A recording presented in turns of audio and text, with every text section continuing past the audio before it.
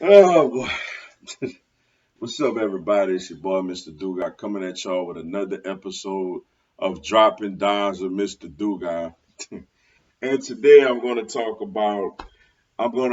actually preview and give the keys to success for this Saturday's matchup between the LSU Tigers and the 20th ranked Florida Gators.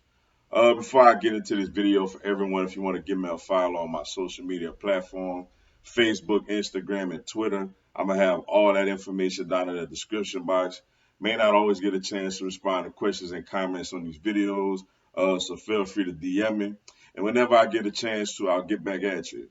Come holler at your boy. Also, if you're a Madden 22 player on Xbox One, I'm going to have my Xbox One gamer tag down in the description box also. Y'all gonna hear a beeping noise throughout the video. I do apologize for the inconvenience. Y'all please just try to disregard that for me. Uh, all right, man. First, looking at first off, bro. Boy, a lot could change in 2 years, man. I think about this matchup 2 years ago. I actually went to the game 2 years ago. Great atmosphere, just a whole lot of fun. It was college game day was there. It was in prime time, the game of the week. Two top 10 teams. LSU wins a very exciting game, 42-28. Obviously, we know what happened after that. Went on, won the national championship. But 2 years make a big difference from where it was last time Florida came to where it is now. But looking at the Florida Gators, they coming in with two losses on the season. They had the very tough, competitive, hard fought 2 point loss to the Alabama Crimson Tide at home. And they also lost to, which we did last week on the road to Kentucky for the first time in like 32 years or something like that. But nevertheless, this is a talented football team. Emory Jones is a quarterback that's consistently getting better and better. Still not the most polished passer out there, but he's getting better and better as a passer, and also we know the athletic ability that he has. Richardson, a guy who's never been fully healthy since early in the year. He could come in as somebody that could run the offense as well, especially give you a lot in the rushing attack. They got nice solid running backs, some receivers, Copeland, Whitmore, and them and those guys. They solid offensively, not one of Dan Mullen's most explosive offensive teams, but nevertheless, they're a good, offense. Lost a lot on that side of the ball last year, obviously with Kyle Trask and Kyle Pitts and Trevon Grimes, and just to name a few, Kadarius Toney. But this is a team that could score. Dan Mullen is a good offensive-minded coach. You look at them defensively. They struggled against Bama a few weeks back, but they've been getting better. Kentucky really got them with like special teams and gave up the one long catch and run to Wendell Robinson. But with the exception of that, their defense has been pretty solid. I mean, now look, we all know Vanderbilt is the doormat of football in the SEC, but they went out there against Vanderbilt and completely shut them down. At least that's probably good for them from just a confidence standpoint. So, yeah, they got a solid defensive unit also. 20th ranked team in the country. Having a solid year, yo. Not as good a year as they had last year. Like I said, they lost a lot on the offensive side of the ball. But they got guys that, could go out there and make plays. And we've seen them do that this season, especially, you know, their most impressive game so far this season, which was a loss, against the Alabama Crimson Tide. Now you look at the LSU Tigers, and I mean, where do I begin, man? We are absolutely in free fall. We are a ticking time bomb. We basically are sitting there, kind of waiting for the day that Ed Orgeron gets released from his duties, which is extremely unfortunate. Also, which goes to show you how things could change in 2 years. 2 years ago, he was, the king of the mountain. This year, we want him gone. He's gonna be gone.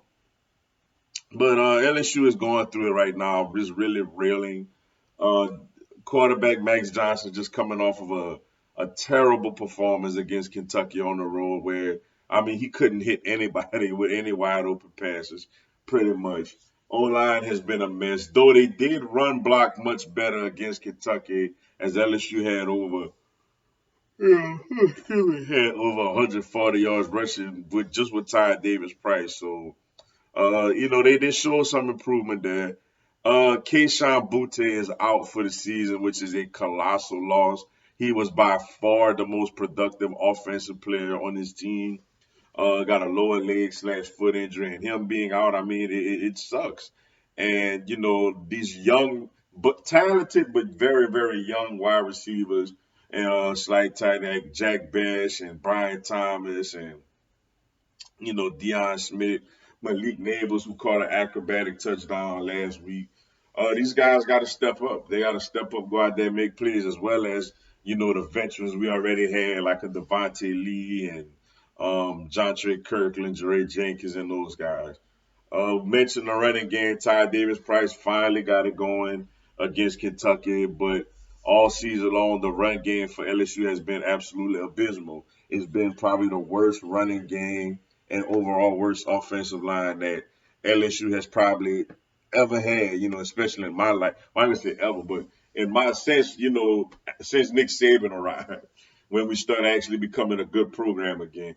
Ever since then, it's probably the worst rushing attack and worst O-line that LSU has had, since the Curly Harmon or pre-Curly Harmon days. And defensively, it was real disappointing because LSU, I felt like, was starting to really come around and take gradual steps defensively. They've played better defensively every week until this game. Like until this game, they improved a little bit every week, until this game. It all started with the fourth quarter of the Arbor game. After the UCLA game, defense seemed like they had not granted it wasn't the greatest opponents in the world. In McNeese State and and was it Western Michigan, Central Michigan or whatever. But I mean, they played well for 3 quarters against Mississippi State. They played well for 2.5 quarters against Auburn. So I thought they was coming around, but I mean, man, did they get absolutely gashed by Kentucky? The D line was a no-show. Damone Clark is the only one out of the linebackers that actually been playing solid. And in the secondary, we already missing Derek Stingley Jr., who I believe will not return to playing his last game at LSU. And we also missing Elijah Ricks now, who has a shoulder issue. He's out for the season. So we're out there without two of the best cornerbacks in college football. Got a lot of young guys going out there, gonna have to step up and really, and really make a name for themselves. Going into this matchup. But like I said, LSU right now, is a complete mess. Real complete mess as far as personnel, key personnel being injured and the coaching staff basically being in limbo. But with all that, we're gonna still look at the keys to success for this game. For LSU, when they're on defense and Florida is on offense, for me it's stop the run. Force Emory Jones to be a passer in passing down situations. Stuff the run. Kentucky ran all over you last week. So find a way to stop / slow down the rushing attack from Florida and force Emory Jones to have to beat you from the pocket, in the pocket. And you gotta like your chance, even with a banged up secondary. LSU has to like their chances if they could get that to happen. And as far as the other side of the ball, LSU offense against Florida defense, you know, Keishawn Butte, Ty Davis Price coming off of a great night, run the football again. Line up and run the football again right down Florida's throats, To me, that's LSU's running the football,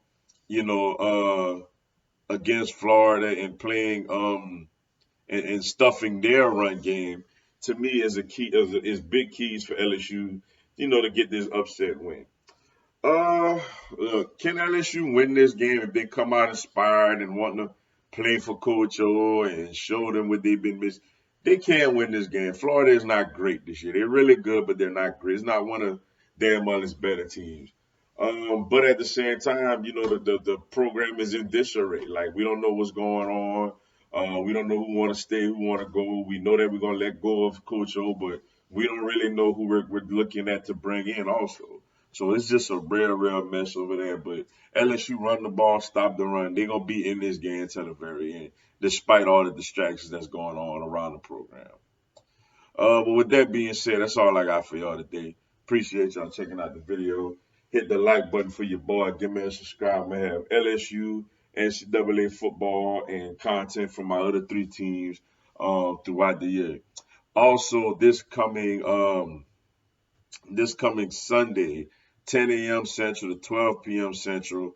I co-host Big Time Sports Talk with Mike the Bandit. Y'all download the ESPN 1420 app and come listen. I'm co-hosting on that show every week on the radio. And also on Mondays, I do a live from 6:30 p.m. Central to 7:30 p.m. Central. I do a live Q&A. Y'all come on there, ask me anything, tell me anything. I'll answer your questions, respond to your comments, and give you a shout out on the live. Y'all should join me. It'll be some good stuff. Until then, y'all have a blessed one. Go Tigers.